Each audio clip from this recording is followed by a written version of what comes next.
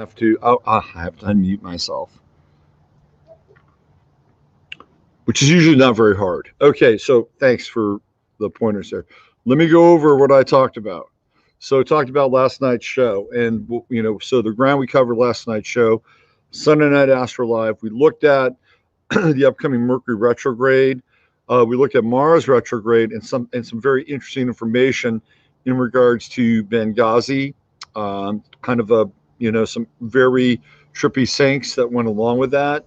We also looked at the blue moon, which is going to be on Halloween, and it's kind of an intense blue moon actually, because it's going to be in the sign of Taurus. Uranus will be conjunct the moon, and somebody chimed in last night on the comments section of the show and they said that fixed star Hamat will also be conjunct that moon, and it's a star that's connected with violence and disruption and anger. So there's a lot going on. We got into station Mercury on election day and some of the degrees Sabian Civil Wise after that, after election day. So check out last night's show. There's a lot of information in there. We also talked a lot about the moon and sort of the moon as a sign, a signifier, and really this ultimate sort of symbol of mystery because of all the kind of various ideas around the moon. And it actually fits into the idea of the moon not being something very definable in a lot of ways. Okay, so we should have sound now. Can we? There we go. There it is. All right. There it is. Bang. All right. JMP's here, Ani's here, Uncle Glenn's here, Jared Williams is here, my man Darren is here, Michelle Taylor back in the house. All right, we are here. Present and account for. Yeah, it was a good show last night. It wasn't as long as normal shows. You know why? Because I didn't have a huge preamble. I didn't have a big wind up. But yeah, so we're going to try to get some excerpts out of that show that you guys can use. Okay. All right, got a lot to talk about today. So we're going to jump into it. As you can tell, the weather is starting to change here. We've got a very cool breeze, and I say cool because I'm outside, of course, and I'm feeling the breeze. So we got a cool breeze going on here, and we're really headed into autumn. So it's amazing how quickly this year has gone by. We started off this year really just kind of with a sense of trepidation, and I know I did. I had a sense of trepidation for 2020, and had discussed this on a number of platforms. Heather Eland and I talked about it. I talked about it on Regina's show. I've talked about it on my own show. So, there was a lot of trepidation, and we were looking at certain dates and certain times. And one of the things that I was really looking at was the sense that we are running out of time. And that has never been more true in a lot of ways, because here people have all this time in their hands and theoretically they can't get shit done, which I think is amazing in a lot of ways. I think Uranus plays a role in that too. Not just the fact that time is dissipating and slipping through the sands of the hourglass, but Taurus is our everyday existence. And when Uranus comes in, it changes things, right? It changes, it disrupts our everyday existence. And I know that for a fact because I've had nothing but problems with a lot of my technology with Uranus and Taurus, Uranus going through my sixth house. So that's been a bit problematic. But here we are now.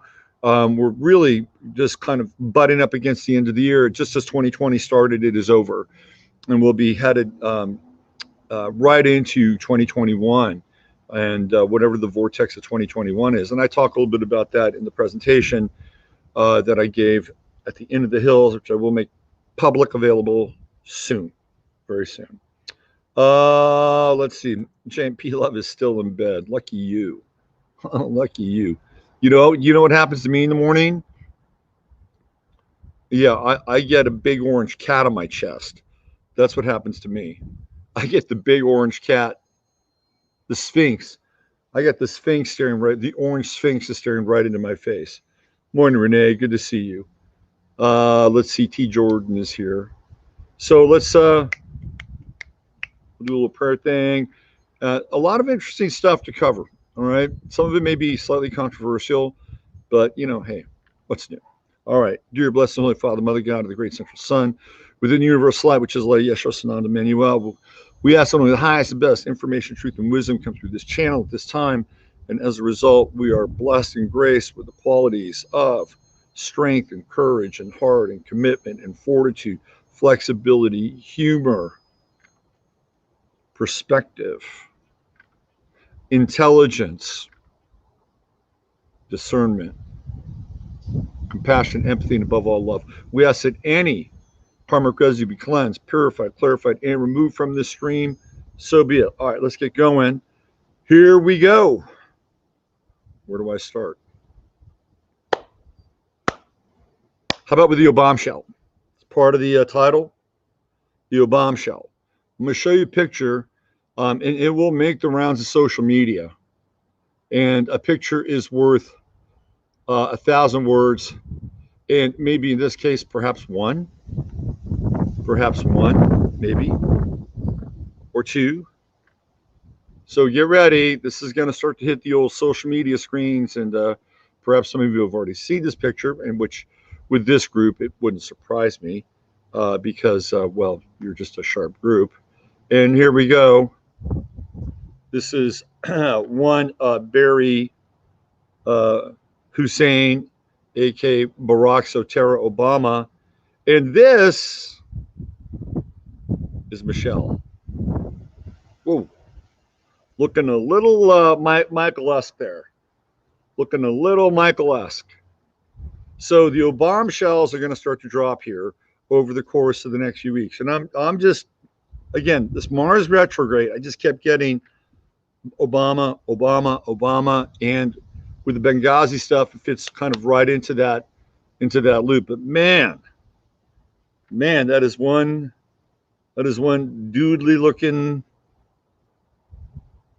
dude, or not dude. I'm not quite sure how to phrase this in a way that is not offensive, but this is a very telling picture. It's the first time I've seen it, by the way. The first time I've seen it. And look, we all know that Michelle is not Michelle. Michelle is Michael. I mean, we've seen the jiggly junk. We've seen the what's her name interview, Joan Rivers interview, where so she says, Michelle's a tranny, and a few days later, I guess a couple of weeks, bye Joan, right? So it's out there, and now we have a picture that gets very close to sort of that pre-Michelle kind of visage, that pre-Michelle kind of image and state. Anyway, I just thought I'd throw that out there. Well, it's a little National Enquirer-esque, but it also fits in with this idea that more is going to come out over the next days and weeks. And I think that Obama is in more trouble than he realizes. And maybe he does understand this. Right? But I feel like if we get to, and I think Obama, the Gordian knots are Obama, Bush, and Clinton. They're the Gordian knots. And if we're going to move forward, those Gordian knots have to be cut. That's the bottom line. They have got to be cut. They've got to be removed so that ultimately the sources of power, the sources of funding, the sources of intelligence, the sources of allegiance are all removed. They have to be removed. And if they're not removed, we don't stand a chance as a country, and we don't stand a chance as a world. But Donald Trump is not a choir boy by any stretch, all right? He's not a choir boy. I can't, you show me a choir boy president, and I'll show you Jimmy Carter. And that's what happens when you're a choir boy. You basically get run. That's what happened to Jimmy Carter. You got totally run. So Trump's no choir boy, and he consorts with people in power and people in low places and people in high places. This is the way leadership and power has assembled itself in the 20th century. And I'm not defending it. Okay. I think there's a different way. There's a different application of it. And we're going to learn about it over the course of the next few years and decades, where power will be redistributed, and not in the way that the communists or the communitarians understand, but at an individual level. The individuals will rediscover the power of being an individual. And as a result of that, we will connect with other individuals, and we will have an organic assemblage of the Aquarian age. That's how it's going to happen. And I've known this for a long time. And I've done 2 events now, and each event has been an affirmation of that process where individuals show up and we become and bond and we have a family. We have an autonomous family, and it really truly is egalitarian across the board. Well, I may make a few decisions, but it's very egalitarian. So now we have two running examples of an event where this idea that everybody shows up and everybody is who they are, and together we create a greater whole. It is synergistic in its impact. So that is coming, right? That is coming, and that is in counter. That's a counter version of what is being created for us, which is also known as the Great Reset, the ominous Great Reset, okay, which they do time and time and time again. So I wanted to look at some of the people that are funding Trump on this campaign. Now, this is really interesting because this is a very, very different set of wealthy donors than the last go around. And when you see them, you're going to see what I'm talking about, okay? Trump, if you look at who's behind Trump now, he is aligning himself with a very different power base than the last go around. The last go around, it was pretty much Goldman Sachs and then the Goldman Sachs satellites. Okay, this is quite different. So let's get into the power, the economic power behind Trump. And let me just dig this up here. Okay, so I want to go all the way back. Let's see. All the way back to the beginning. And I'm going to go, there are 30 people, and I'm not going to get into the dissertation of who each one of them are. But you're going to see that there's a pattern here. And it's a very, very different pattern than 2016. Okay, so let me do a little screen shareage. Get into that. And let's do this. Okay. So if you want to know who's funding Trump's campaign, get ready. I'm going to take you through the billionaires ordered by amount given. So number 30 is going to be the lowest. Number 1 is going to be the highest. All right. Here we go. So number 30, we have the Dolans, Charles and Helen Dolan.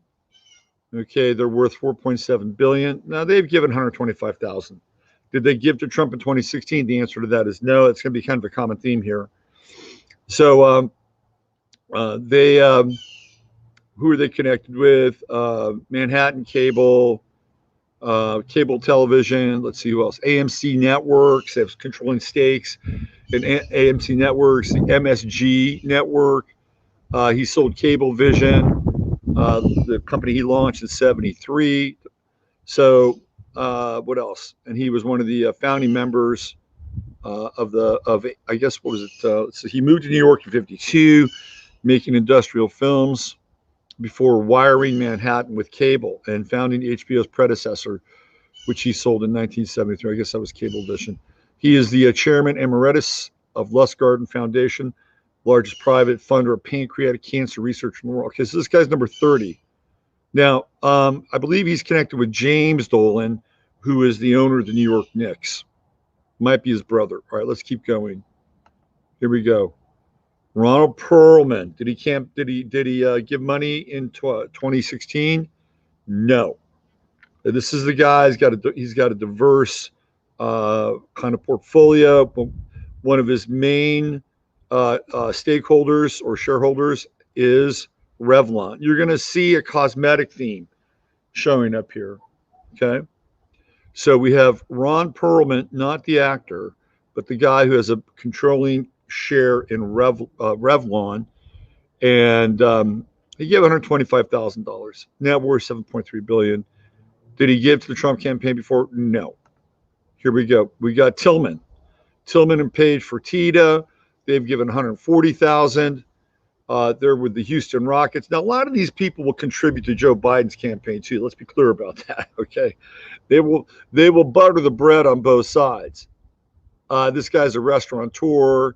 I think he's got think his family was like running gambling parlors when he was young. But he owns the Houston Rockets. He owns a ton of restaurants, Landry Seafood, Bubblegum Shrimp, Saltgrass. He probably owns half of Galveston. So, but again, the key thing is here, no, did not give to Trump in 2016. Here we have Steve and Melinda Wynn. Did they give? Yes, they did. And they're in 100,000. So I guess we're going backwards. We're going backwards. So he's the CEO of RealPage, rental management, software to landlords across the nation, blah, blah, blah. Okay, now we have the Wanics. Did they give? No. And they gave $170,000. They're furniture people. So we're into number 25, and only one person from 2016 is a return contributor. Okay, Ronald and Joyce Wanick, they are furniture people. Here we go. I guess he's the chairman of Ashley Furniture. Story I actually like, by the way. Now we have Charles and Lisa Simone Yi. Did they give before? Yes. Source of Wealth, Microsoft. And they're up around 200 grand. This guy is one of the people that is behind Excel and Word. So he is the man behind some of the company's most successful software. The developer has a PhD in computer science. He went to Stanford. He worked on one of the first personal computers at Xerox. So this guy is a Silicon Valley original, and he contributed 200 grand. So he's the second person who has contributed to the campaign, and it almost looks like Teeter, doesn't it? Yes, for you John Teeter folks, although Teeter spelled with an I. And he's upped his campaign contribution to 200K. All right, now who's next here? This is Joe Lamont. Did he contribute in 2016? Answer to that is no. ESW Capital. Okay, founding of Trilogy Software. Can you see a pattern here? Software, software, software. So what Trump is doing, he's courting Silicon Valley, the scions of Silicon Valley, and people that are involved. He's worth $3 billion, and he gave $200,000. And again, a new contributor. Here we go. Ronald Lauder of SD Lauder, and connected to, in some ways, Ronald Perlman from Revlon. So we have two cosmetic manufacturers, two people involved in cosmetics contributing. Did he contribute in 2016? The answer to that is no. $200,000. So he's the youngest son of makeup maven Estee Lauder. Okay, so now we have Revlon, Estee Lauder, and both Perlman and Lauder are new contributors. Okay, so we're down into 9, and we have 2 repeat contributors from 2016. They're the Fishers. I do believe they contributed back in 2016. Yes, they did. $50,000, but they've upped it. They've gone to $250,000. We've gone to $250,000, and the Fishers are Fisher Investments. Let's see. Where did he get a start? Picking fruit, sawing, fertilizing in his native San Mateo County. Dropped out of college because it was a waste of time. Guess he did okay. There he is. They've gone from 50 to 250. So not back. That's Peter Thiel right there. Looking, Peter Thiel's going backwards in time. Gee, I wonder why. And Thiel did contribute during the last campaign, and he's at the same level. Facebook, Palantir, Peter Thiel is. Gets the teenage blood transfusions. Okay, now we're going to look at this guy right in the center here. That's Stuart Rahr. Did he contribute? Yes, he is down by 250. He's a drug distributor. Must have been a bad year for Stuart. So we're seeing some repeat contributors. And this is Thomas Peterfee or Petterfee. These are people that are worth shitloads of money, and they're really, you don't know who they are. I know a lot. I tend to follow stuff a little bit. I don't know who this guy is. Discount Brokerage. He did contribute in 2016. He's up by 150 grand this year. Okay, so he's the CEO of Interactive Brokers, trading platform. Okay, all right. Now here we have the Wilks, Ferris and Joanne Wilks, natural gas. Okay, you see a trend. You're going to see some petroleum people jump in now. Okay, did they contribute? No. 250. And Ferris and his brother Dan got a combined 3.5 billion. And they're selling their fracking company to a group led by the Singapore-based Temasek. Okay, so the petroleum money, whatever you think of fracking, whatever you think of petroleum, it's a player in the Trump campaign. John Paulson, did he contribute? Yes, he did. He's a hedge funder, but guess what? He's up to 331,000 this year. So people that did contribute, with the exception of one guy, are upping their ante. You know why? They don't want a socialist government. That's why. That's why. You know, he was at consulting group Bear Stearns. Let's see. I started in 1900, enjoyed success as a niche fund until Paulson put on his big short. Paulson's foundation has committed nearly $2 billion to charity, blah, blah, blah. Okay. Oh, this is Vince McMahon's wife, Linda. She did contribute, yes, and she's up to 360,000. So she's not just she's doubling again. She's doubling down. Right. So this is the McMahon family. And Vince has probably already contributed some, but by using Linda, probably able to contribute more. All right. They're also involved in the casino business. Christopher Kitt and Angela Goldsberry, these guys are the salsa people, Pay Salsa. And yes, they're back, and they're back big.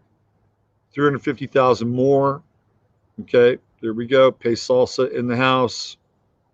We have Darwin Dawson, and he's right a little bit down. Source of wealth, Xerox. So we have more Silicon Valley computer money coming in, and this is the Philip Ruffin and Alexandra Nikolayenko Ruffin. Casinos, real estate, bedfellows is what they are. And they're pretty much right at the same level of 2016. So they own Treasure Island Hotel and Casino. He's a friend. He's a longtime Trump friend and buddy. Steven Schwartzman. He did not contribute. Blackstone. These guys are running the Fed now. They're running the Treasury Department. Yeah, so he's going to throw down close to $700,000. Meet the new head of the Treasury Department through Blackstone, Steven Schwartzman. Now we have the Johnsons. I think they contributed in 2016. Yes, they're up another $500,000. So not only do they think that Trump will win, but they want to hedge their investments. They do not want AOC. They do not want Joe Biden to take over the country and start taxing the shit out of them. Kelsey and Amy Warren, did they contribute? Yes, but again, they're up $621,000. More oil money. They're into pipelines, like the one that we have running through this town. And this is the DAPL person. So if you are anti-DAPL, you will not like this man, and you will not like the fact that he's contributed close to $1 million to Trump's campaign. Here we have the Perlmutters, Isaac and Laura. Were they around? Yes. They own Marvel Comics. And they're not doubling down, but they're close. They're back. And now we got the sons of the Fertitta family, Lorenzo and Teresa and Frank and Jill Fertitta, right? And they were there. They did contribute. Tillman's a new contributor, and they're at around 720 each, 721 each. So he's gotten 1.4 million from these two, who are the sons of that guy who owns half of Galveston. Now we have the Hildebrands. Yes, and boy, are they up. Look at this. They went in at 2,700. They're up to 775,000. Now, what we're seeing here is kind of a pattern, right? We're seeing hospitality, we're seeing oil and gas, and we're seeing tech and some real estate. But big on oil and gas. They want to protect their interests. They have no desire to get into a new Green Deal. None. Unless, of course, they're running the new Green Deal and they're offering up some kind of service, which is an offshoot of the new Green Deal. Now we have the Trouts. They're a telecom. They went from 200,000 to 925,000. They're with XL Communications, or they were, and he's a horse trader. WinStar Farm. This guy's an elite. He's a blue blood, right? So close to $1 million. So the people that have wealth, well, they're investing in Trump because they want to continue to hold on to their wealth. Here we go. This is Diane Hendricks. She's worth 7.8 billion. Again, construction, real estate. Was she in 2016? Yes. She's in at 212 this year. She's in at 935,000. ABC Supply. These guys are huge when it comes to supplying anything that's related to business, to construction, to the construction business. Okay, 7.8 billion. She's almost in for $1 million with Trump. She's number 4. Now we got the Washingtons. They're new. They're new. They're coming at $1 million. And what are they into? Construction and mining. So we're probably talking about coal. Oh, we got some diamond mines, copper mines, and they're new. They're a new donor, right? Again, do they want to hold on to their wealth? You bet your ass. They're in at $1 million. They're worth 5.9 billion. Here we have Andrew Beal. Okay, was he in 2016? Yep, he was. But guess what? Double down. 1.038 million versus 549,000. So you can see a trend here. You can definitely see a trend. There's some new people involved. And last but certainly not least, the Ricketts family. Were they in? No. But are they in now? You bet. 1.5 million pretty much. All right. $1,550,600. Net worth of 2.1 billion. He's not worth the most, but he's given the most. TD Ameritrade. So there we go. There's your Trump backers. And what I find quite interesting about that group is, of course, we have the new people that are coming in, the people that were there before. In some instances, they're doubling and tripling down. And those are the top 30. And I'm sure you'll find some of the other people that had contributed before. The Fishers were really big into Steve Bannon. They were one of Steve Bannon's angels, right?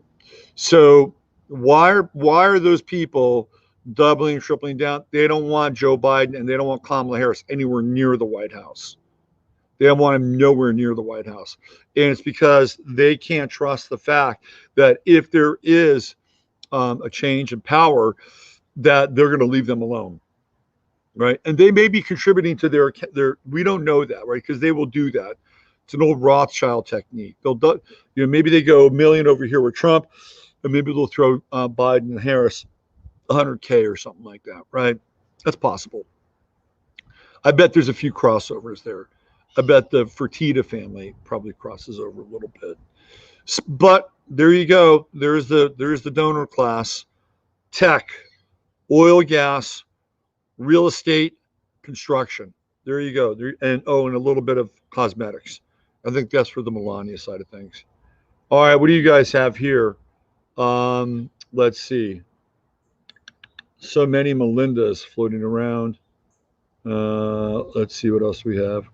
Browder's line fracking in the Everglades, really bad idea. Yeah, well, fracking is not great.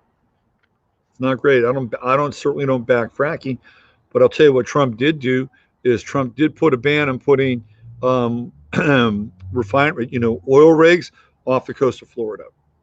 So he may be fracking in the Everglades, but your shoreline will be pristine, probably because he lives there. Let's see, what else do we have here? Wow, no Sheldon Adelson. Yeah, so Anka, you bring up an interesting point, and this is where I was going to go. There is no Sheldon Adelson. Trump has broken from Sheldon Adelson. I'll tell you who else is not on there. Paul Singer is not on there. And Paul Singer is a vulture capitalist. Guess who else you don't see on there? You don't see Warren Buffett on there. You actually see Warren Buffett's rival, Mr. Blackstone. He's on there. But there's no Warren Buffett. There's no Sheldon Adelson. There's no Paul Singer. In fact, one could make a fairly solid case that Trump theoretically has moved away from his Goldman Sachs power base. Well, what does that mean? It means that he is moving, and I'm going to say this, and obviously there are people on that list who are Jewish, okay? Mr. Perlman, likely Jewish. The Fishers are Jewish. And again, I'm just pointing this out. But if you look at that list, it is not as Goldman Sachs intense or centric, and again, I'm going to use the word Jewish as his donor base in 2016 was. It's not. It's not. I'd say it's probably about maybe 60-40 or 50-50. If you go back and look at who contributed to Trump in 2016, it was tilted in a very, very different direction. Very different direction. You got people like Linda McMahon and what's her name?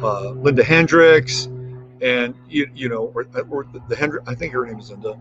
These are, these. This is a kind of a different group of people that Trump is relying upon, and that gets into some of the, sort of the more, kind of ecclesiastical, rich Christian base. So this is an interesting sea change for Trump, and he's done with Sheldon Adelson. He basically canceled out his debt to Sheldon Adelson by moving the embassy from, is my hawk friend, from uh, Tel Aviv to Jerusalem. That was it. Once he did that, he was done with Adelson, over and done with. And I don't know. I guess Adelson is still making money in Macau because he's not making any money in Las Vegas. We gave him $3 through tax return. We should be on the list. Well, you should be. You should be on the list. And you know what? You might be on a list, but you may not be on that list. Okay. What else? There's a couple other things that I wanted to go over today. What was it? I want to do a show, but it's not today. It's not today. But I do want to do a show. Here, let me show you this first. I'm going to show you. Finally, people are starting to fight back. And this is in England, the UK. Hospitality firms threaten legal action over lockdown. Apparently, mayors, unlike the mayors here in this country, who are more than willing to play the role of warden, the mayors in a lot of the towns in England are quite upset over Boris Johnson's decisions to close restaurants and close pubs.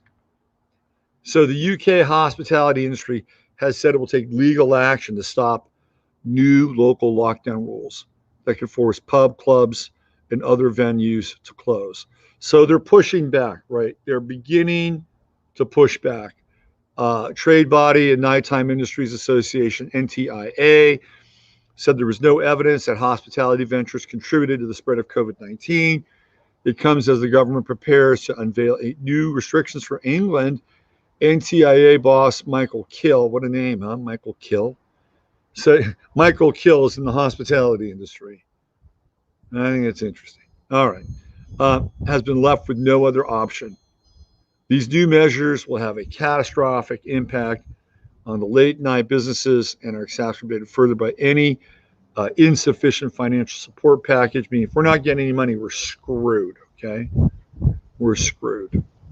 So we're finally starting to see some level of pushback in England. The mayors are getting a little uppity about the whole thing.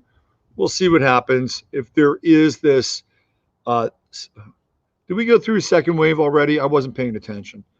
If we go through a second wave, or as Bill Gates has threatened, that the next wave will be more deadly than the last one, smirking, all the way through the interview where he's talking about it, there's a potential they might unleash something else, and it could be easily distributed through flu shots. So keep that in mind. You want to get a flu shot? I think I'll pass this year. I've never had a flu shot, by the way. Never. And I never intend to have a flu shot. But that could be a carrier. It could be a carrier that actually contains sort of the next level of contagion. So when Bill Gates says it's coming, there could be a reason why. Or what about all the tests that people have been taking, where they jam the nasal swab up into the frontal lobe of your brain? What are they dropping off in there? What kind of residue are they leaving behind? Is there a little piece of nanotech that's just sitting up there waiting to be ignited by a 5G signal? It's really hard to figure out, right? Think of all, what's interesting? And I never made this connection before, but I'm just kind of putting it together in my head. You know, if you go back and you look at people that have been quote unquote abducted by aliens, and they find these little markings inside them, and they have gone to actually go in and remove this stuff. You guys know about this, right? And these little objects move around like they're moving away from being removed. And that was a long time ago. You know, I was reading about that stuff in like the 90s. And I'm wondering how much of that they actually have taken and miniaturized and adapted it and mutated it towards whatever end that they want or need. And those were very discernible kinds of objects, you know, about the size of a BB. And you guys know what I'm talking about. They come, oh, yeah. Oh, what about this? Oh, this little scoop mark. What's going on there? What's next? Oh, you got something. They go to get it, and it moves. So did they adapt that technology, whatever that technology is? And of course, they're always back engineering stuff. And did they use some advanced micronization with it? Is that potentially what we could be dealing with? Anyway, so there's a bunch of people took a bunch of tests, and you know, sometimes they tested positive, sometimes they tested negative, and a lot of them got the nasal probe. What's up there? What is up there? And can it be triggered? I think that's the question. And if it can be triggered, then we might be dealing with wave number 3. Or if there's a flu shot, we could be dealing with wave number 3. And then all the momentum to move forward to bring this thing to a screeching halt would have to go through another cycle. I'm holding the space that it doesn't. Okay, all the right question. No tyrannical medical procedures for us. Nanobots, like my picture denotes. Yeah, I mean, I think that's what we're dealing with, right? And I think that the nanobots come out of that early kind of alien tech stuff, whatever that is, whatever that stuff was. I think they figured it out and have basically look. I've got stories around this. I'm not going to talk about it, but I've had bodily experiences with weird shit. Okay, but I'm not going to get into it. Don't stick the needle in your arm. Nope.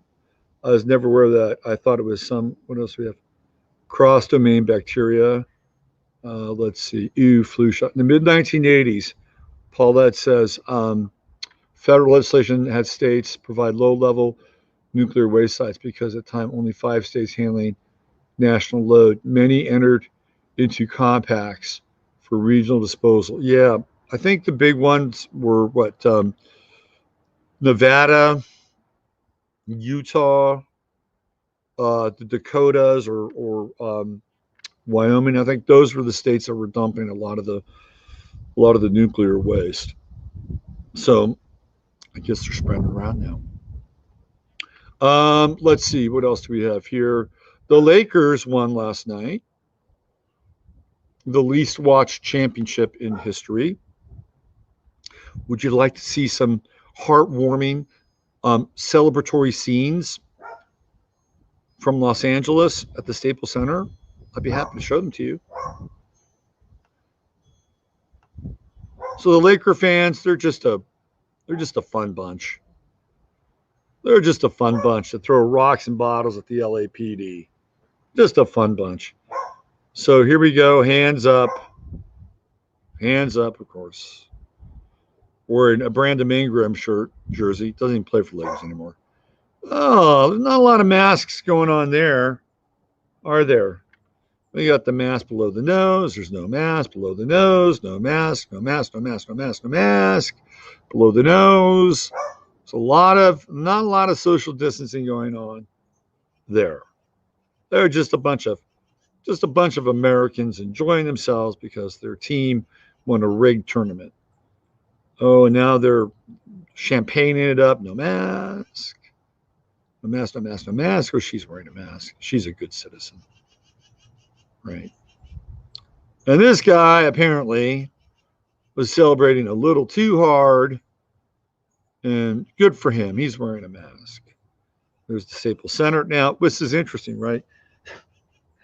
They won't protect the city when there's like a BLM protest, but they will protect the city when there's a Laker protest. They'll protect the Staples Center. Oh, yeah, they will. They'll do that. But if they're burning other shit down, they're not going to do that. So it was a bit of a melee last night.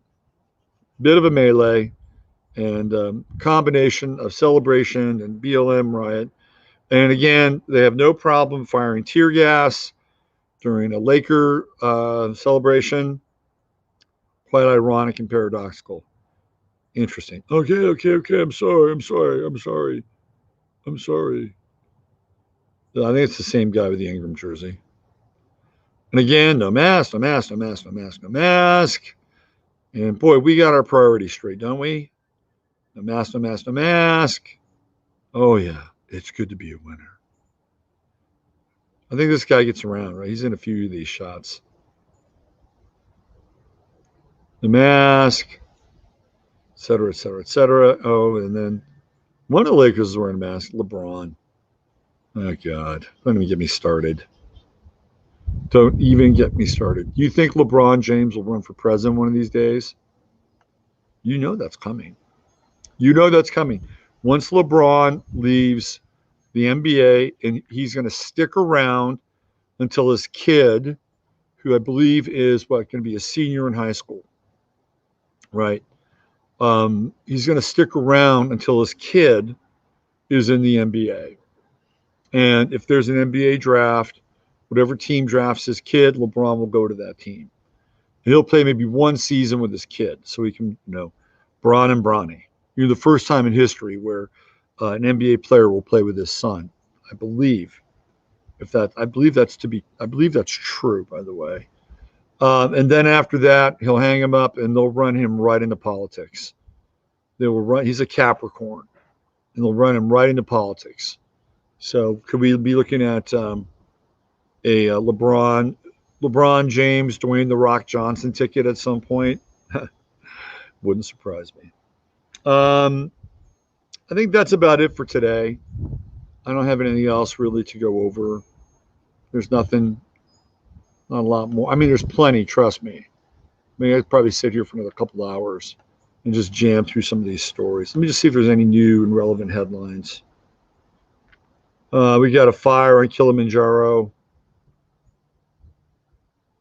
Christy Whitmer, is that her name, right? Yeah, Gretchen Whitmer. On ballots, we will count them over and over until we have the numbers we need. By the way, they found out apparently that the group of people that wanted to kidnap Christy Whitmer were Antifa, posing as white terrorists. How about that? Does that make sense? Of course it does. Hillary wants to be Biden's defense secretary. Oh, how about that? We're going to let her back into the White House again?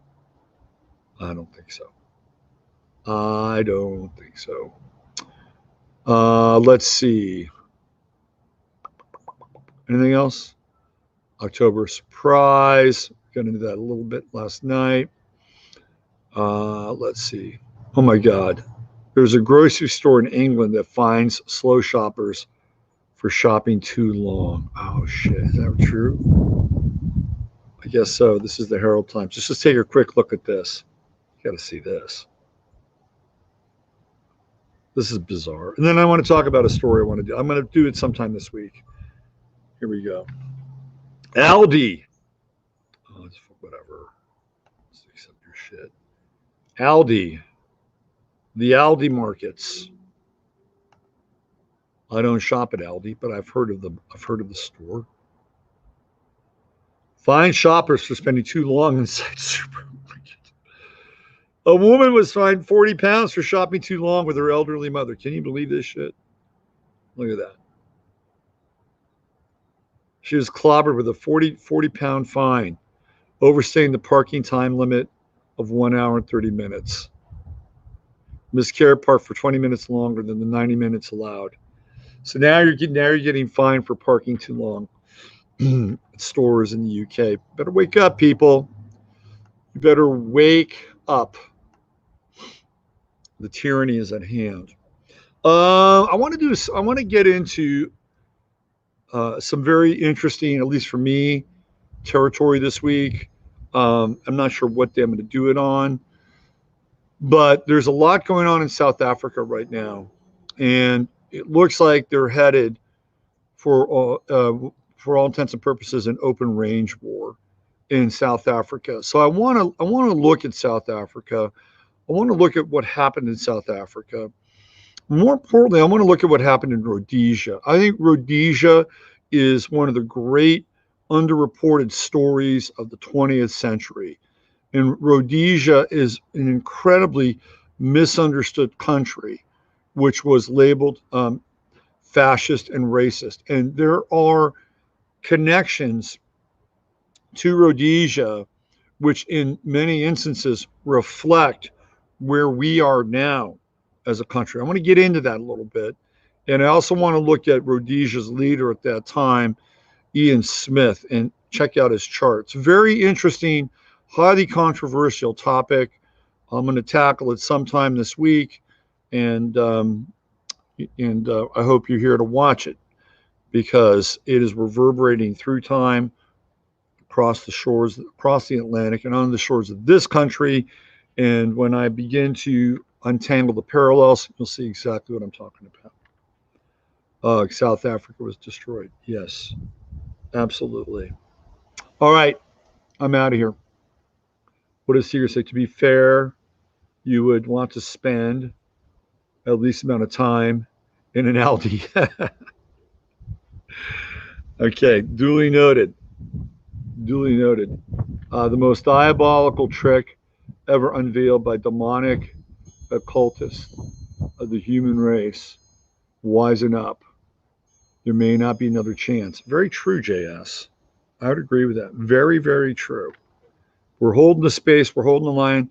And as Todd Rundgren said, we need just one victory, and we're on our way. Use your head in order to discern what's real, your heart to say what's possible. I'm Robert Phoenix. I'll be back tomorrow for another edition of 15 Minutes of Flame. Bye for now. Here we go. And get my little heart action in there. There we go. Okay, you guys have a great day. Enjoy this nice fall weather that is descending upon us. And if you're someplace where it's getting a little cold, don't forget to get some extra firewood. I'll see you tomorrow.